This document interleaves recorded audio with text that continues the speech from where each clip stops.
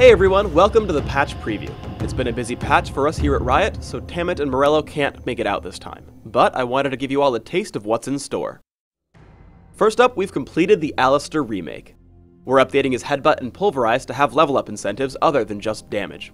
Also, he had a lot of problems farming, and was a little too reliant on Flash and Ghost to get anything done, so we're fixing those issues too.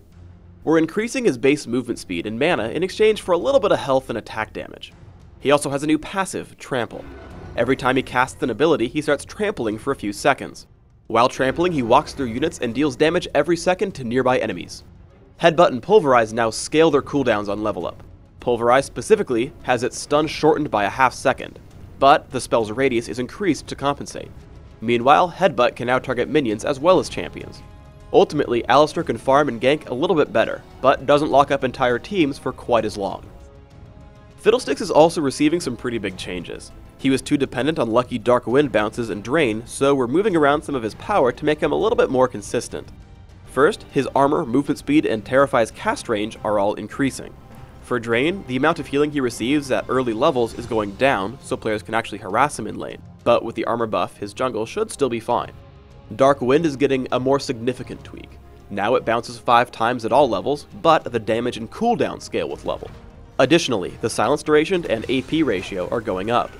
Crowstorm's base damage is going down by 25 at all ranks, but gets an increased AP ratio, and now the cooldown gets better with level. Gangplank has a big facelift in store as well. We have a few different goals here. First, we wanted to completely remove the deny mechanic from Raise Morale, so it no longer targets a minion at all. To compensate, the Raise Morale buff itself is a lot stronger. Second, Parley wasn't enough of a consistent damage tool and too much of a burst nuke, so the cooldown and base damage are lower, with the mana cost and bonus gold on kill modified to compensate.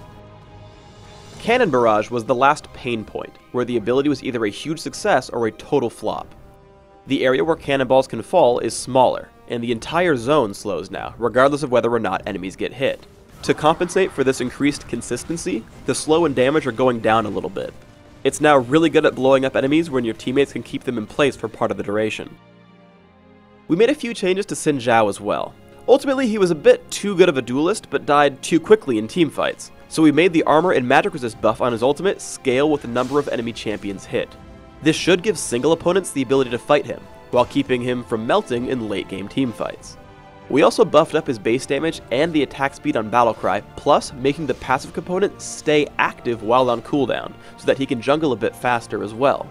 Hopefully these changes should make him more consistent throughout the game. Thanks for watching this episode of the Patch Preview. Subscribe to the Riot Games YouTube channel up top, and we'll see you next patch.